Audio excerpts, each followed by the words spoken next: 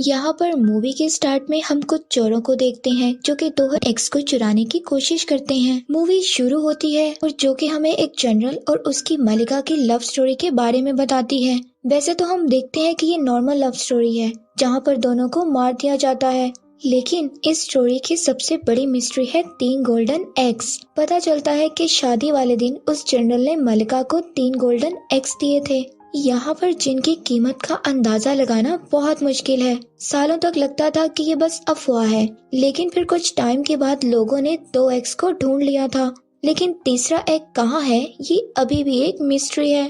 लेकिन उन 2 एग्स में से एक एग को मार्केट में बेच दिया गया और दूसरा एक म्यूजियम में है। आगे हम एक आदमी को नकली गोल्डन एग बनाते हुए देखते हैं और फिर नेक्स्ट सीन में हम देखते हैं कि FBI की टीम म्यूजियम में आई है जहां वो गोल्डन एग रखा हुआ है और उन्हें FBI की टीम को लीड कर रहे होते हैं 2 ऑफिसर।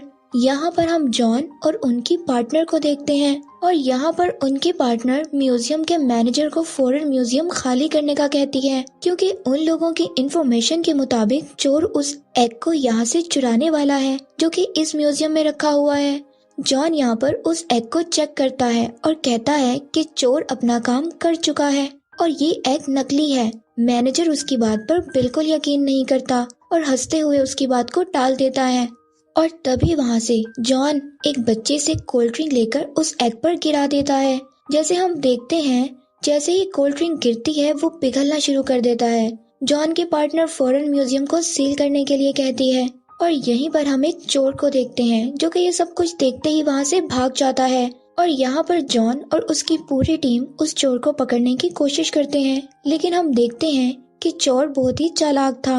वो सबको चकमा देकर वहाँ से भाग जाता है और यहाँ पर पूरी FBI की टीम देखती रह जाती है। आगे सीन में हम देखते हैं कुछ घंटों बाद का, जहां हम उस चोर को जाते हुए देखते हैं जो कि एक बोट में एक आइलैंड पर जा रहा था। जैसे ही वो एग को पैक से बाहर निकालता है उसे अचानक पीछे से जॉन की आवाज आती है। यहाँ उस चोर को पता चलता है कि वो पूरी टीम को लेकर उसे पकड़ने आया है और यहाँ जॉन उस चोर को बताता है कि जब से उसने चोरी करना स्टार्ट किया उसके पास उसकी हिस्ट्री को वो जानता है, उसके पास उसकी सारी हिस्ट्री मौजूद है। और यहाँ वो चोर उससे पूछता है कि तुम्हें ये सब कैसे पता, तो वो उसको बताता है कि ये सब उसे उसकी एक पार्टनर ने बताया है जो कि उसको सारी इन्फॉर्मेशन देती है और उस चोर के बारे में सारी इन्फॉर्मेशन भी उसी पार्टनर ने बताई है। और फिर यहाँ उस चोर और एग को अलग अलग गाड़ियों में ले जाते हैं ताकि वो उसे फिर से चुरा कर भाग ना सके। जॉन एक ऑफिसर को उस एग की जिम्मेदारी देता है और फिर पता चलता है कि वही पार्टनर जो जॉन को सारी इन्फॉर्मेशन बताती है खुद भी एक चोर है। वो असली एग को नकली एग से तब्दील कर देती है और फिर वहाँ से बचकर निकल जाती है।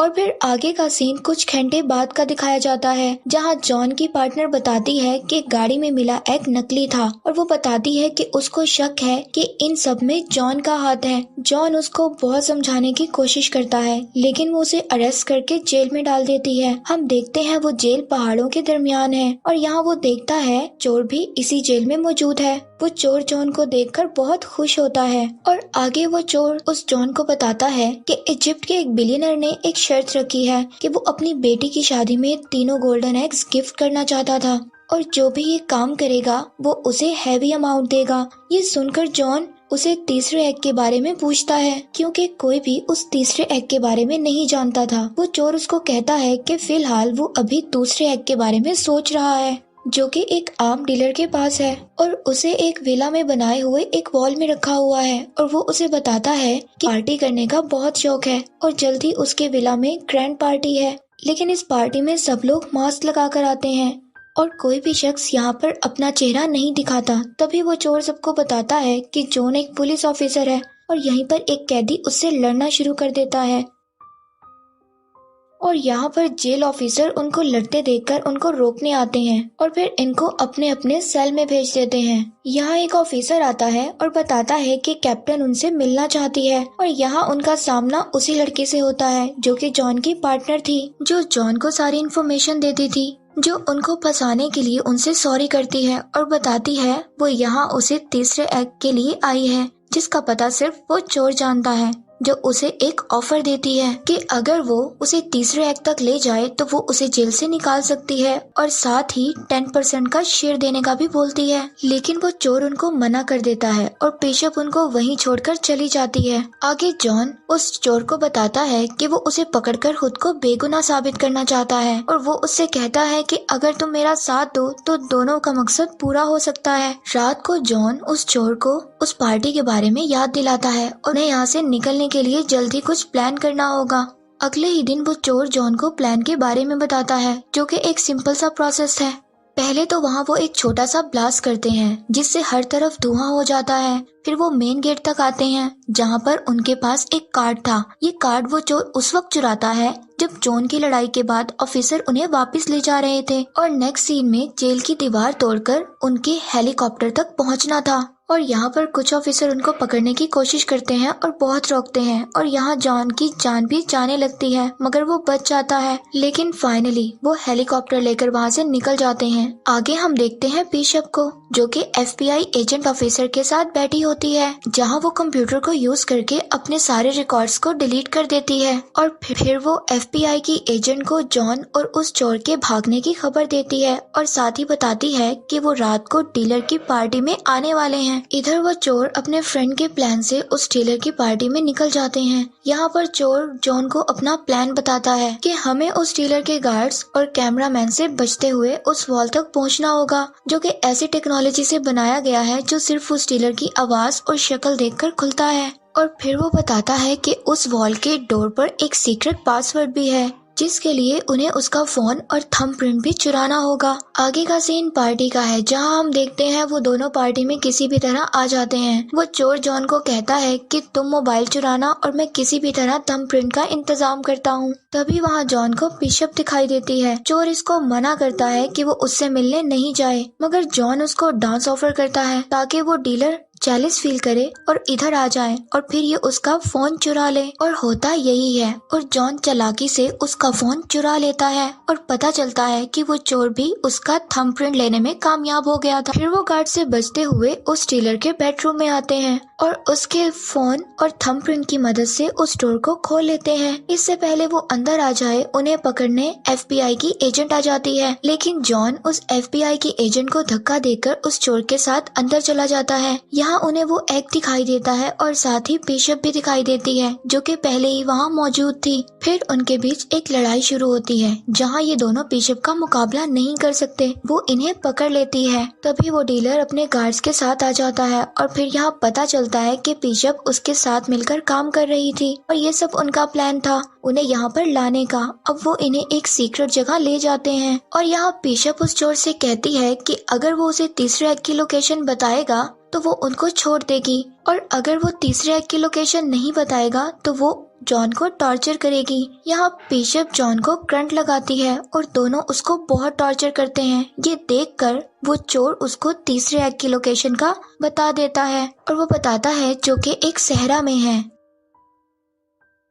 यहाँ बिशप सेलिब्रेट करने के लिए डीलर को शैंपियन पिलाती है, जिससे वो पीकर गिर जाता है और यहाँ पता चलता है कि बिशप ने उसे भी डबल क्रॉस किया है और वो यहाँ से डीलर का एग भी लेकर चली जाती है और थोड़ी ही देर बाद उस डीलर को होश आ जाता है और उसको यहाँ पर सब कुछ धुंधला नजर आने लगता है और वो वहाँ फायरिंग करने लगता है, जिससे जॉन की हथकड़ी खुल जाती है। तभी जॉन उस चोर को अकेला छोड़कर जाने लगता है और कहता है कि तुम्हारी वजह से मुझे टॉर्चर किया गया। तभी वो उसको बताता है कि उसने बिशप को गलत लोकेशन बताई है। ये सुनकर जॉन उसको भी आजाद कर देता है। वो लोग बहुत मुश्किल से वहाँ से बाहर निकलते हैं और देखते हैं कि एक स्टेडियम में है जहाँ पर बुल फाइटिंग होती है। यहाँ वो फंस जाते हैं। एक तरफ डीलर उन पर नीचे से गोलियां चला रहा होता है और ऊपर से बुल उन पर अटैक करती है, लेकिन वो दोनों किसी तरह यहाँ से निकल जाते हैं। अगले सीन में हम उन्हें ट्रेन में देखते हैं, जहाँ जॉन बार बार उसे थर्ड एक्ट के बारे में पूछता है और उस चोर को डराने की भी कोशिश करता है, मगर वो चोर अभी भी कुछ नहीं बताता।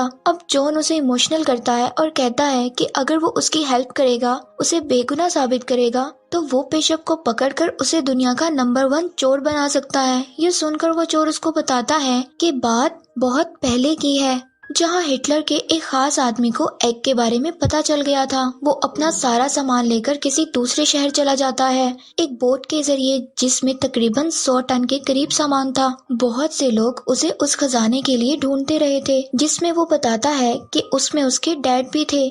उनके मरने के बाद वो चोर उसको बताता है कि उनके ट्रॉल से एक घड़ी मिली थी, जो कि वो एक ऑक्शन से लाए थे।